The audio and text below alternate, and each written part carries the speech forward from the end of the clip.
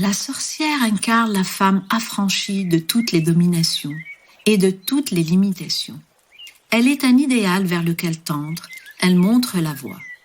Cette citation est tirée de l'excellent livre Sorcière, la puissance invaincue des femmes de Mona Chollet. Bonjour et bienvenue dans l'émission Secrets de sorcière.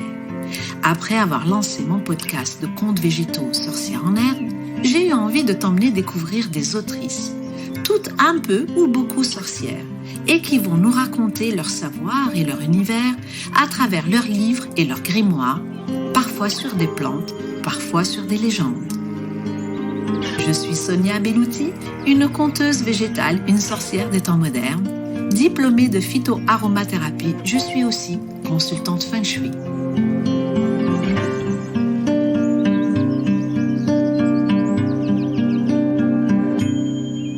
Pour ce premier épisode avec Secrets de sorcière, notre nouveau rendez-vous mensuel, je suis avec Rose, une jeune femme aux multiples facettes. Bonjour Rose, merci d'être là avec nous. Bonjour, merci de m'accueillir ici sur ton super podcast. Alors Rose, tu as 26 ans, tu es conteuse et narratrice de livres audio, insatiable voyageuse et autrice, une femme libre, une vraie sorcière. Actuellement, tu finalises ton premier roman, n'est-ce pas? Oui, c'est bien ça. Qui s'appelle Source sorcière. Et je me suis dit, je n'ai pas fait exprès, mais je me suis rendu compte que Source sorcière, pour commencer cette nouvelle émission de Secrets de sorcière, on est à la source de tout. Et je n'ai même pas fait exprès. Le hasard fait bien les choses et il n'y a pas de coïncidence. Et donc, je disais, donc, tu finalises ton premier roman, Source de sorcière, qui paraîtra l'été prochain. Raconte-nous le déclic qui t'a mené à l'écriture de ce roman. Alors, le déclic qui m'a mené à l'écriture de ce roman, ça a été deux choses. La rencontre de deux conteurs qui sont vraiment des trésors nationaux de leur pays en Écosse, qui s'appellent David Campbell et Ruth Kirkpatrick. Ils m'ont vraiment donné l'amour du conte et de raconter des histoires. Et il y a aussi eu la rencontre avec mon amoureux, Issa Dioum, qui est devenu aussi l'éditeur de Source sorcière, qui lui-même en fait est écrivain et qui m'a donné beaucoup l'envie en fait d'écrire, et on s'y est mis ensemble et on s'est poussés tous les deux un petit peu dans cette direction. Donc voilà. C'est une belle histoire, belle histoire d'amour avec un grand A. Totalement. Rose, tu n'as pas toujours été autrice, tu n'as pas toujours écrit des livres. C'est nouveau pour toi puisque c'est ton premier roman, tu me confirmes? Oui, c'est bien ça. Et qu'est-ce que tu faisais avant? Alors j'ai fait plein de jobs que j'ai adorés parce qu'ils m'ont tous appris plein de choses. J'ai été serveuse, professeure de français, j'ai vendu des baguettes magiques dans un magasin Harry Potter à Édimbourg. Donc j'ai fait vraiment énormément de choses. Et voilà, ça m'a menée vraiment à découvrir qui j'étais, ce que j'avais envie de faire dans la vie, et ça m'a permis de trouver beaucoup de sources d'inspiration en fait différentes pour écrire. C'est super de se dire qu'à ton âge, à 26 ans, tu aies fait déjà autant de choses et que tu as tout de suite compris cette notion de liberté, qu'on n'est pas obligé d'être sur des rails pour faire bien ou pour être heureux ou pour réussir sa vie. Ouais. Tes racines sont françaises, du nord, du sud, Bretagne. Est-ce que il y a déjà quelque chose qui est de l'ordre du féerique ou du druidisme dans tes racines? Alors pas du tout à l'origine, dans le sens où je viens de la Vendée, qui n'est quand même pas très loin de la Bretagne. Mais depuis petite, en fait, j'aime beaucoup les contes de fées et la poésie. Et donc du coup, j'ai forcément été intriguée par les pays anglophones. Et surtout l'Écosse. On va dire que quand j'étais très jeune, mon but c'était de me marier à un Anglais, parce que je me disais que c'était comme ça que je pourrais vivre dans un pays étranger et ne jamais revenir. Finalement, j'ai trouvé un Français qui parle anglais et on a pu habiter dans des pays plutôt celtiques, donc en Écosse, et maintenant en Bretagne. Et voilà, un petit peu le pas parcours. Très loin en fait. C'est ça. Tout est relié jamais, à ça. Jamais trop loin. C'est ça. T'as beaucoup voyagé en dehors de l'Écosse. Raconte-moi un petit peu tes voyages et tes destinations. Alors, je suis partie quand j'avais 15 ans, mon premier voyage vraiment le plus gros, en Australie. J'ai fait un échange et je suis partie toute seule avec un groupe de 14 autres élèves pendant 2 mois et c'est là-bas que j'ai appris un petit peu l'anglais et que j'ai commencé à pratiquer et que je suis tombée amoureuse du voyage. Et donc par la suite, je suis partie en Angleterre, puis en Écosse et ensuite au Danemark et me voilà maintenant en France avec le désir de revenir un jour en Écosse. C'est vraiment la destination de cœur. Oui, c'est le pays d'adoption à jamais, je pense.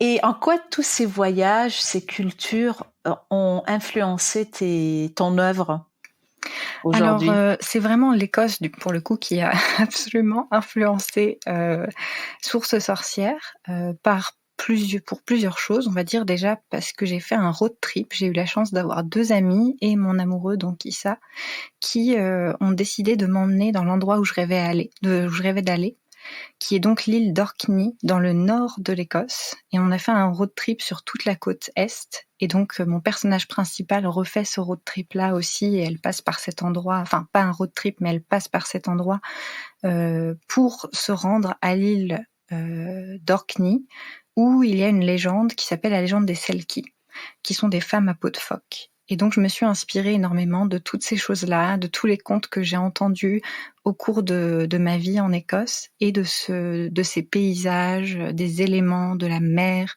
du vent qui sont très présents dans ce pays pour écrire du coup mon histoire. Bien. Voilà.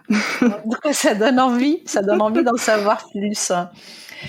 Alors, là, tu as déjà pas mal évoqué ton roman et la trame de fond. Tu dis aussi que ce livre reflète exactement ton monde imaginaire et créatif. Un mélange de magie celtique, je te cite, de contes et de légendes, de voyages et de partage, de nature, d'amitié, le tout avec une pointe d'amour et d'humour. Et moi, je me dis, on voit bien l'empreinte de ton signe astrologique qui est Poisson, la tête dans l'imaginaire, les pieds dans l'humidité des sous-bois féeriques et des océans glacés, parce que Oui. entre le Danemark et l'Écosse, on peut pas dire que c'est pas clair. La Méditerranée, c'est clair. Est-ce que tu crois en la sorcellerie? Oui, complètement à 2000%. Je crois en la sorcellerie pour plein de raisons, parce que j'ai eu la chance de rencontrer des vraies sorcières qui ont pu me soigner ou soigner des gens que je connais.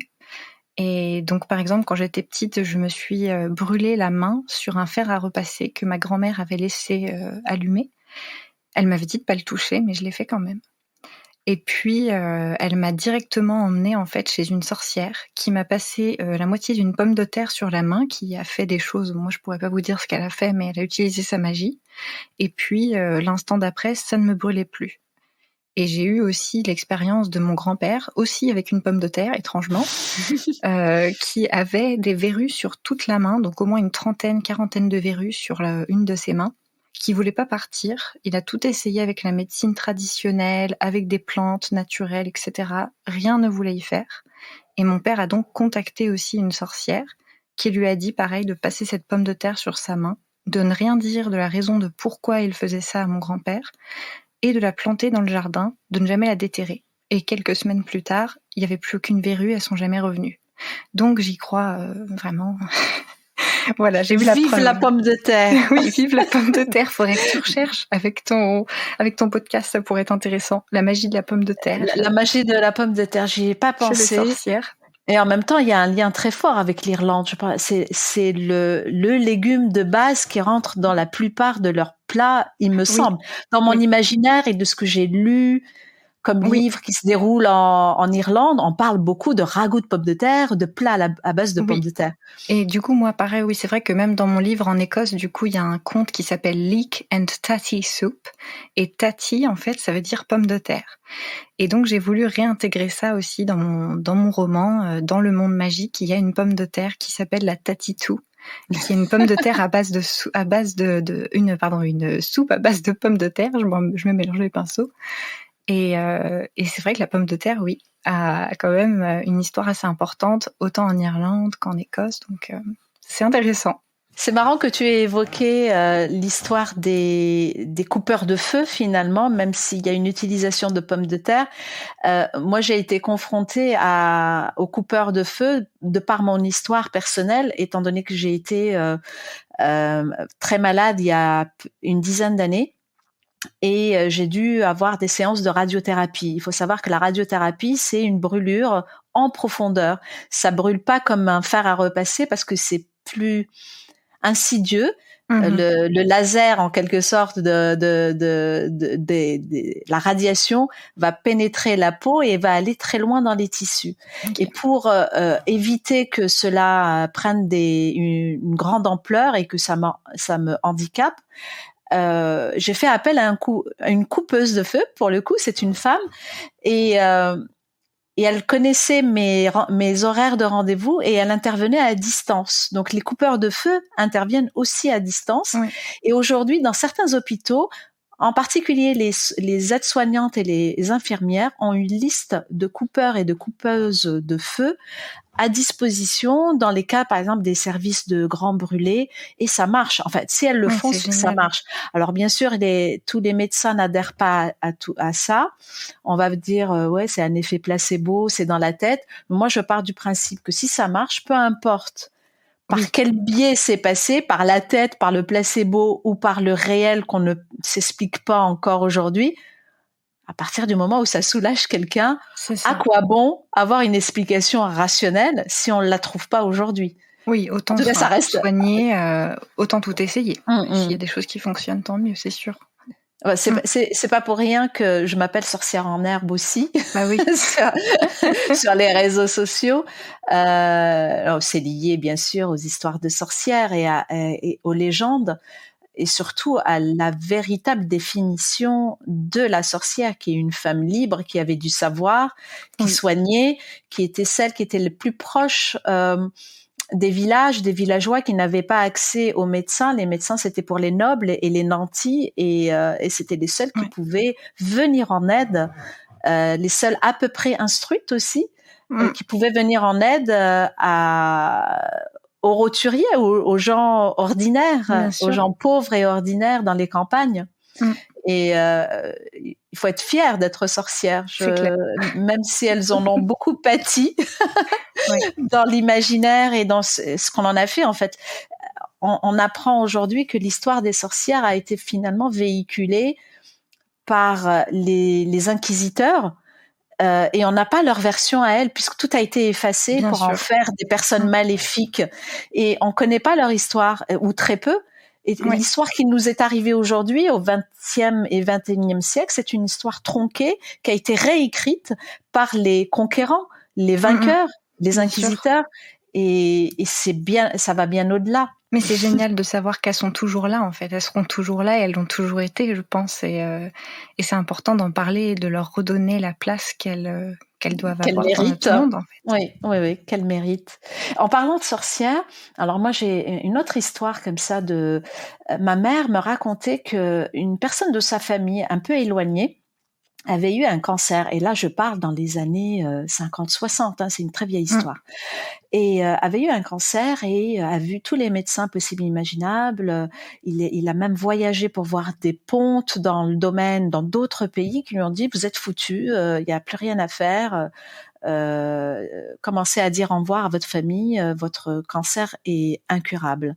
Il n'y a vraiment rien à faire. » Et donc, une personne de sa famille lui a concocté à un moment donné une potion magique, moi je dis magique vu les résultats, à base de plantes, qui malheureusement n'a pas été transmis à aucun autre membre de la famille. Donc cette femme est morte avec son secret, et qui en est guérie. Il a guéri, mais définitivement, c'est-à-dire qu'il n'y a pas eu une rémission totale de son cancer, et il s'est marié, il a fait des enfants, il est mort de sa belle mort de vieux, beaucoup plus tard. Et c'est dommage parce qu'il n'y a pas eu de transmission, parce que on était dans une génération rationnelle qui a fait beaucoup d'études, qui n'y croyait pas, qui s'intéressait pas. Et on y revient aujourd'hui, et je regrette beaucoup que tout ce pan de notre histoire familiale ait disparu avec la mort de cette femme dans la famille. C'est vrai que à l'intérieur de mon roman, j'ai essayé de travailler là-dessus aussi, sur tout le côté héritage, la passation du savoir de la grand-mère aussi à la jeune femme, et aussi de travailler sur cette idée-là, en fait, du monde actuel dans lequel on vit, qui qui valorise énormément la science, ce que je suis tout à fait d'accord avec ça, mais pour moi, la base de la science, c'est de tout remettre en question et c'est de se poser des questions. Et à partir du moment où on exclut de se questionner sur un sujet, pour moi, on n'est pas en fait dans la science, quoi. Et donc, je trouverais ça hyper intéressant et c'est ça que j'ai essayé d'explorer aussi dans mon livre, cette idée de se dire, écoutez, peut-être que la magie existe, peut-être que les sorcières existent. Et dans ce cas-là, c'est important de se poser la question, de le rechercher. Pourquoi se priver de rechercher ? C'est tellement intéressant. Et voilà, espérons que le monde change dans ce sens-là, mais j'ai l'impression qu'il change. Il faut voir. Pour d'autres, ce qu'on est en train de dire là est une pure hérésie, c'est de la pure folie. Pour d'autres, c'est de la sagesse. Je pense qu'il y a un petit peu de tout. Ce qui compte, à mon avis, c'est tracer son chemin selon ses propres croyances et ne pas essayer de plaire à tout le monde parce qu'on plaira à personne de toute façon. Ouais. Et pour résumer ce que tu viens de dire, comme quoi la recherche scientifique, c'est aussi beaucoup d'interrogations, beaucoup de questionnements et sortir aussi, bouger les lignes et sortir des sentiers battus. Je suis un jour tombée sur une citation, mais je ne sais pas de qui elle est. L'innovation est une obéissance qui a réussi. Et j'adore. J'adore le principe il faut désobéir d'abord, c'est-à-dire sortir des rails, aller découvrir des chemins de traverse et peut-être arriver à une innovation parce qu'on a osé aller ailleurs, sortir, se questionner différemment, sortir du cadre tout simplement. Totalement. Alors on va revenir un petit peu à ton histoire.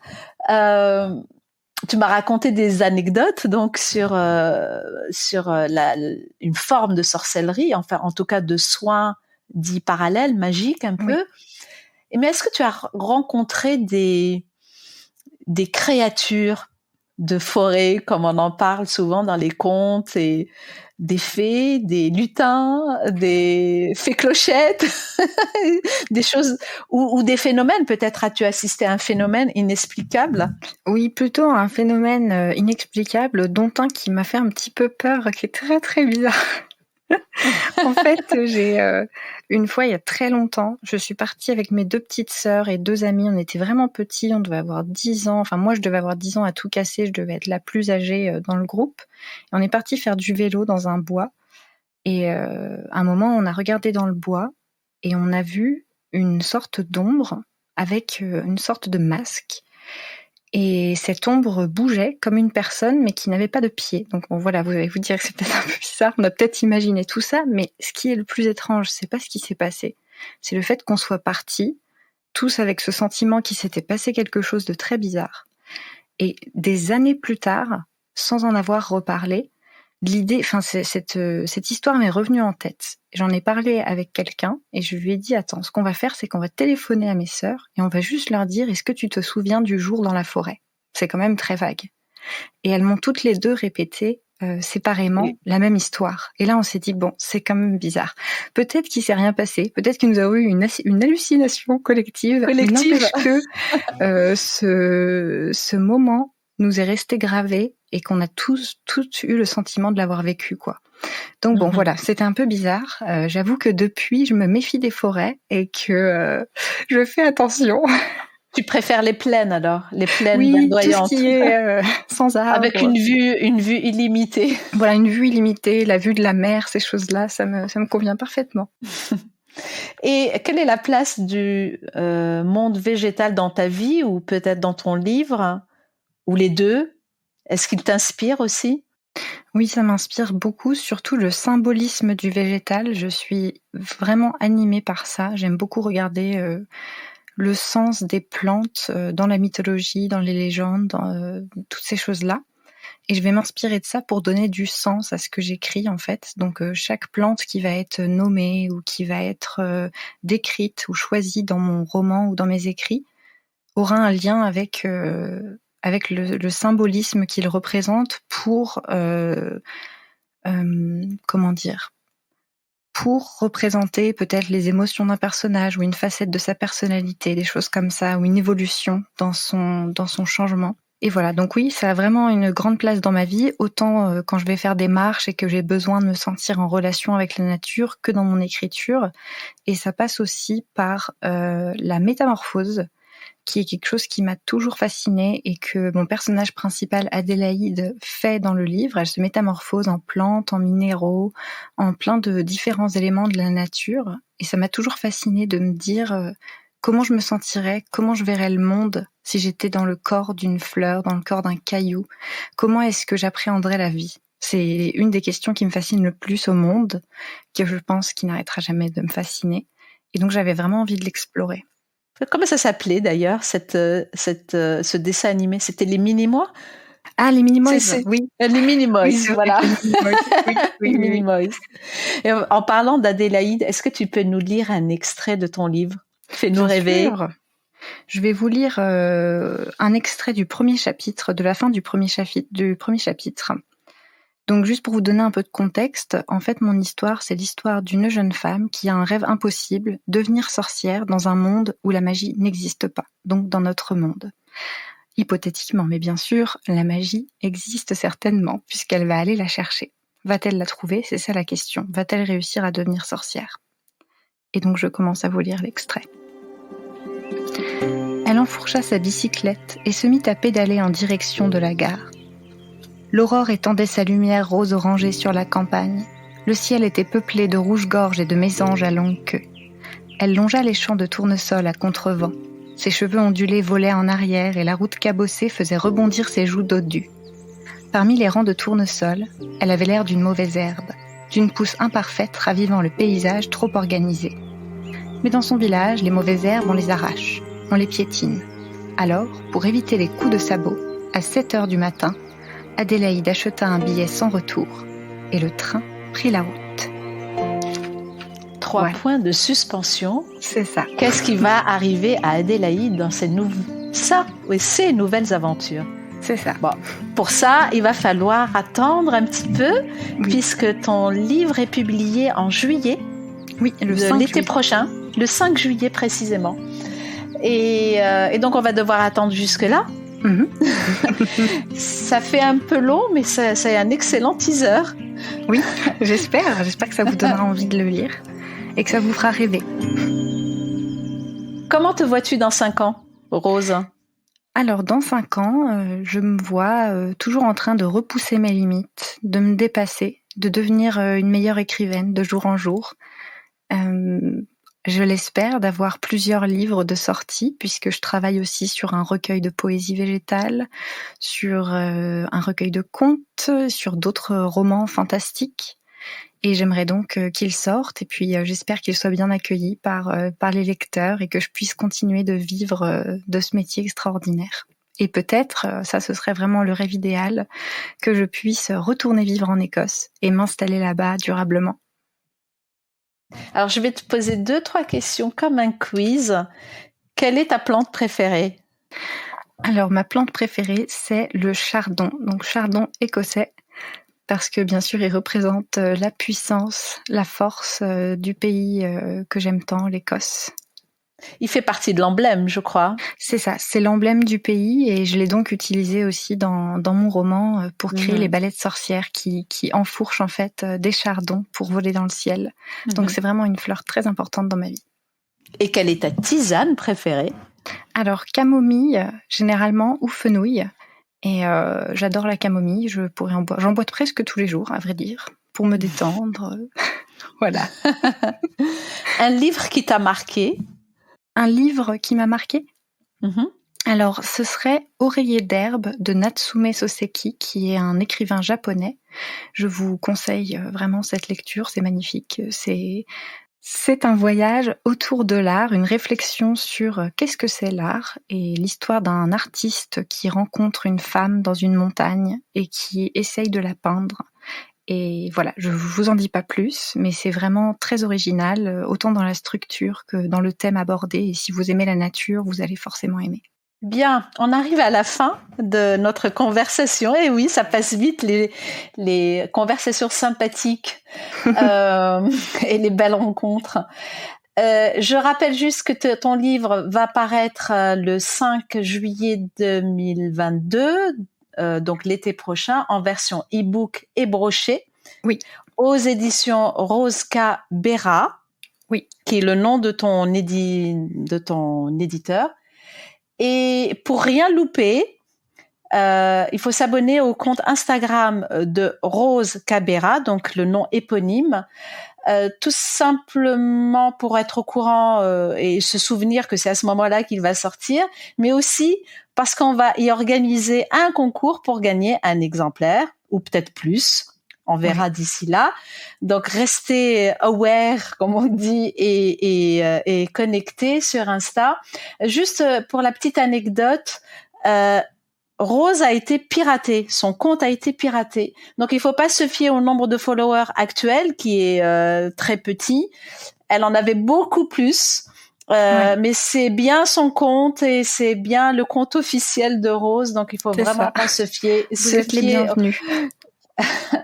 Donc Rose publie vraiment de très jolies choses tous les jours sur son compte, et surtout si tu souhaites être au courant de la parution et participer au concours pour gagner un exemplaire, c'est sur Insta que ça se passe. Voilà, je crois qu'on est arrivé à la fin. Rose, merci d'être là, merci d'avoir passé ce moment avec moi et avec nous tous. Merci. Et je te dis à bientôt en air. Ouais, c'est ça. Entre sorcières. À bientôt, et merci encore une fois, et merci à tous d'avoir écouté ce podcast, et voilà, à bientôt. Si tu as aimé ce rendez-vous et si tu souhaites ne manquer aucun des prochains épisodes, abonne-toi gratuitement à la newsletter de Sorcières en Herbe et à la plateforme d'écoute de ton choix. Tu peux aussi me suivre sur mon compte Instagram Magie Verte Sorcières en Herbe. Tu y trouveras plein d'infos sur l'actualité de mes podcasts et bien d'autres choses. Je te donne rendez-vous au prochain épisode. À bientôt!